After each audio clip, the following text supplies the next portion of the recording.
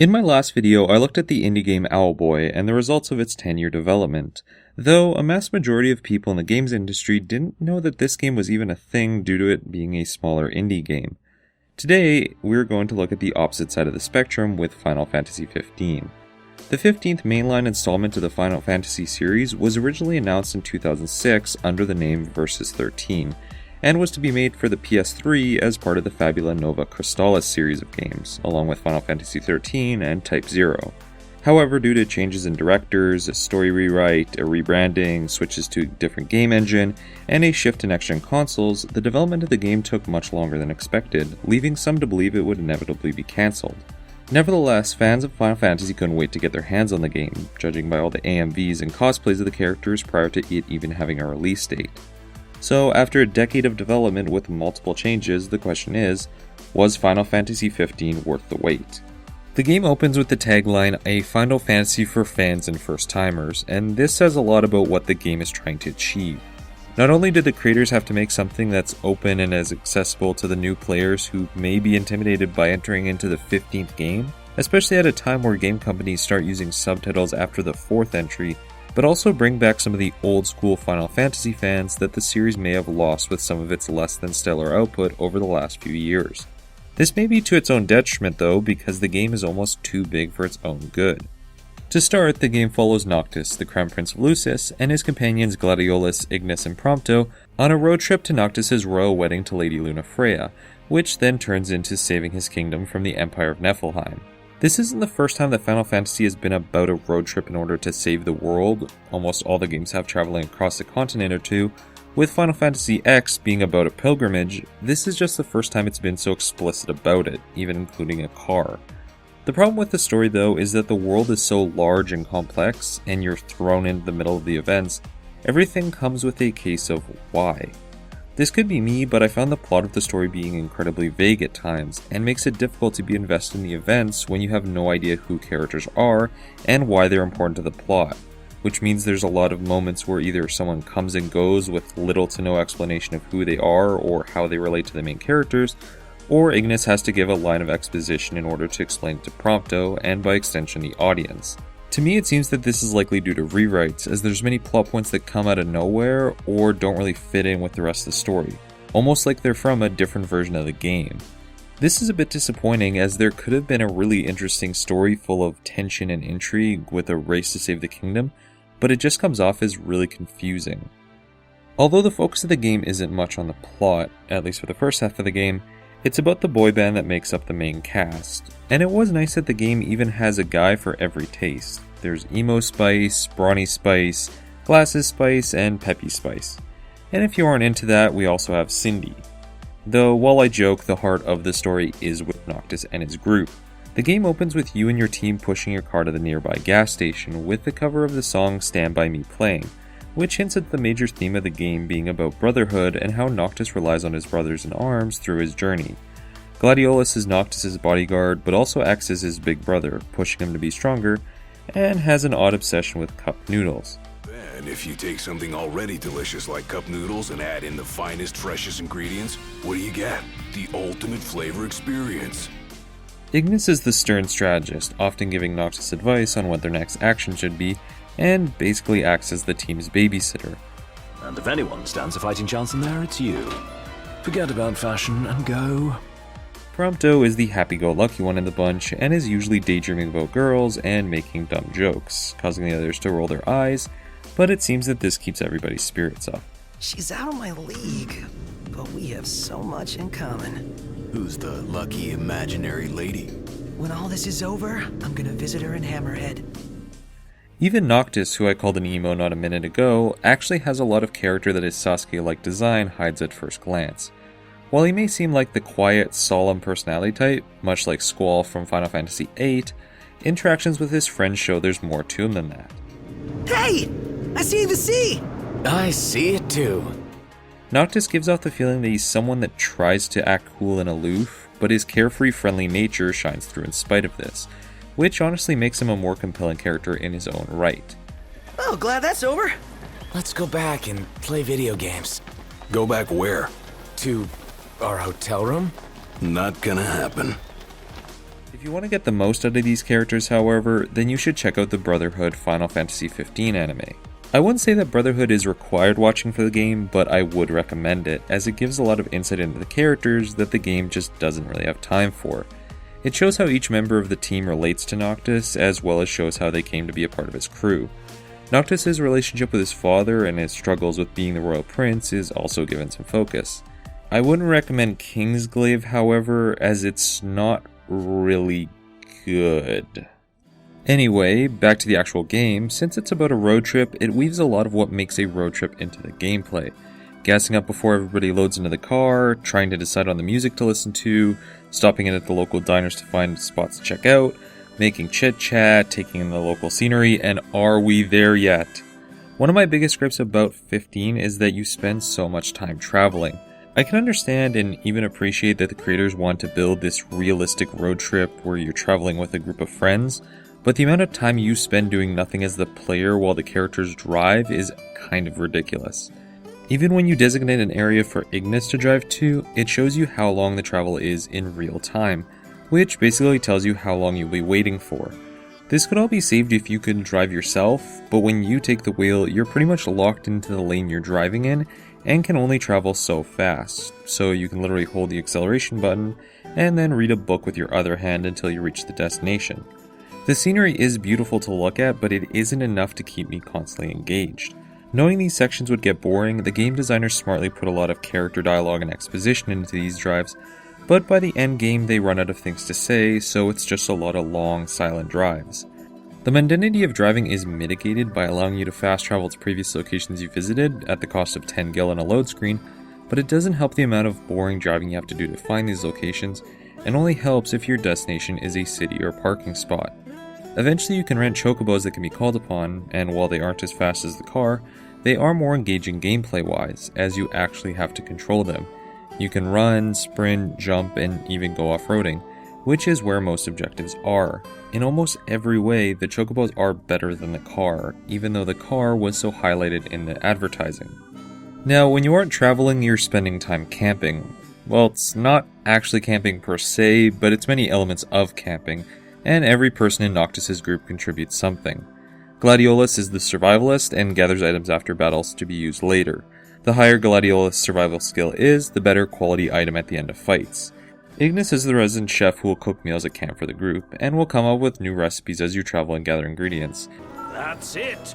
What's up, Iggy? I've come up with a new recipe. Meals will give stat boosts in battle for a certain period of time after eating, and the more expensive or difficult to make the meal is, the better the stats. I also have to admit that I actually grew hungry after looking at some of the dishes that were served up because they just looked so good. Meanwhile, Prompto is the group's photographer, taking photos during the trip, which can then be saved to look at later. The photos don't really add anything, but some of the shots and filters make moments in battles look really epic. And then there's Noctis, whose skill is fishing. While it doesn't add anything in combat and isn't anything you need to do in order to succeed later on, it is a fun minigame to play on the side. At certain bodies of water, Noctis can summon his fishing rod and fish for either ingredients or prize catches. I spent a surprising amount of time at these fishing holes, reeling in a catch, pulling the line with the fish to avoid snapping the line old man and sea style, and almost forgot that there was a kingdom to save. It's moments like this that I felt truly immersed in the world of Final Fantasy XV, playing as a prince who just wants to spend his day fishing, whilst his friends just want to move along. Were you just trying to impress us? Hell no. While the road trip and camping gameplay sections of this game are things not seen in Final Fantasy before, the combat is the most distinct. Unlike previous Final Fantasy games, which use turn-based combat systems, 15 instead centers battles around being in real time. You can do auto attacks, auto dodges, and even parry if timed correctly, which makes it feel more similar to Bayonetta than a classic RPG, especially due to the fact you're graded on how well you did in fights.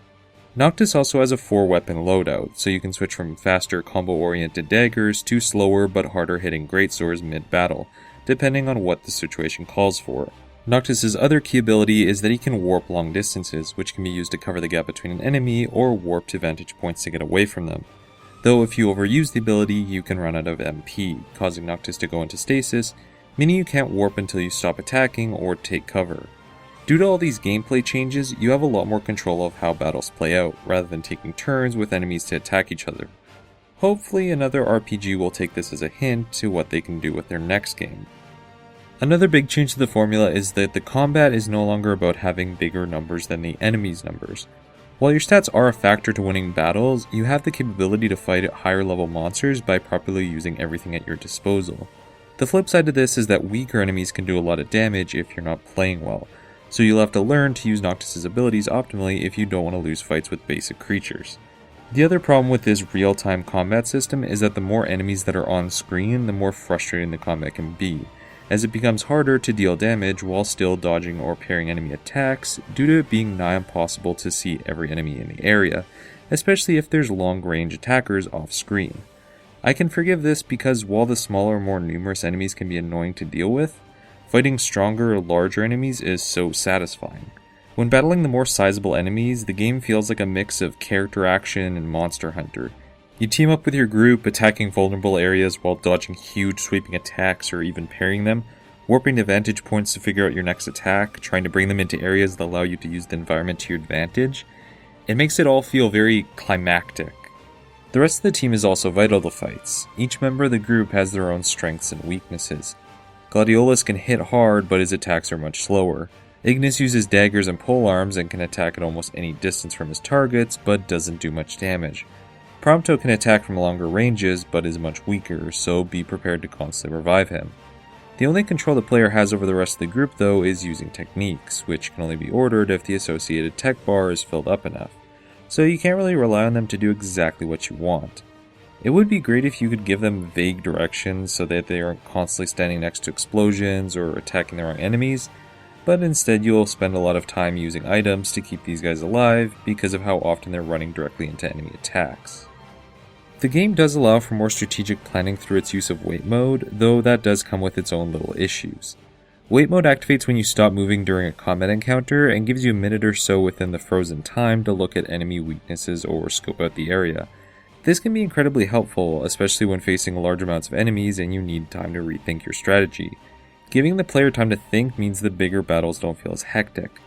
The problem is that it activates whenever you stop moving, so it can activate even when it's not wanted, like when you're stopping to try and readjust the camera. The other issue with wait mode is that you have to go through 3 menus in order to toggle it on and off, which can be annoying if you only want to use it in certain battles. This would be a more useful skill if it was implemented like Transistor's turn ability, where you can freeze time by pressing one button, giving you time to plan your attack, but it needs time to cool down after every use, which means the player has more control over how it's used and the gameplay flow isn't constantly being disrupted. Final Fantasy XV not only changes previous conventions of combat for the series, but also how experience points are implemented. The only way to cash in experience points and level up is by sleeping, so you're incentivized to go to bed when nighttime hits. You get boosts to your XP gain based on where you sleep, though the higher the increase, the more expensive it is. Camping outside is always free though. This is thematically appropriate since you start flat broke, so the nicer places to stay are too expensive, and camping out is the best option until you get more money from jobs and you can move on up. Nighttime is also when enemies become more dangerous, as Ignis will constantly remind you every night you try to head out. So being in safe zones is recommended if you don't want to get chased by giant demons that will probably wreck you during the early sections of the game. You can't always keep to a strict curfew though, because the best way to earn money for the majority of the game is by doing monster hunts given by tipsters, like some kind of monster hunter, and many of these monster hunts only occur at night.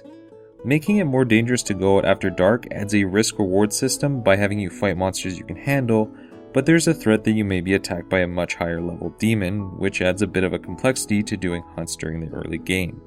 Going from gameplay to graphics, I think it's appropriate that I looked at Owlboy in the video prior to this, because while I consider that game to be the new standard for 2D pixel art, I would say Final Fantasy XV is the standard for 3D CGI models, up there with Metal Gear Solid 5: The Phantom Pain, especially with pre-animated cutscenes. Attack animations look fluid, cutscenes are cinematic and expressive, monster designs are unique and have a lifelike quality, the summons are huge and climactic, and the world itself can look stunning. However, the game is so massive, there is a lot of opportunities for issues to pop up, so I'm sure everyone will have their own collection of glitches when they play. And while the game looks graphically amazing during pre-animated cutscenes, we have yet to leave the Uncanny Valley. When Noctis has to be brooding, everything looks almost photorealistic. However, when other emotions have to be portrayed, the illusion is shattered, with Prompto tending to be the worst offender. When you see him smiling, suddenly it looks like he came from a PS2 game. My assumption is that the model struggles with making a mouth form a smile in a realistic way, as there seems to be no issue with the model speaking. If I were to put the game on this graph of the Uncanny Valley, I would put it around here. So while we aren't quite out of the Uncanny Valley, it's within sight, and by the end of the generation, we may be there. Now, I haven't nearly touched on everything this game has to offer, and that's because there's so much. When looking at 15, I'm reminded of the phrase, a jack of all trades, a master of none.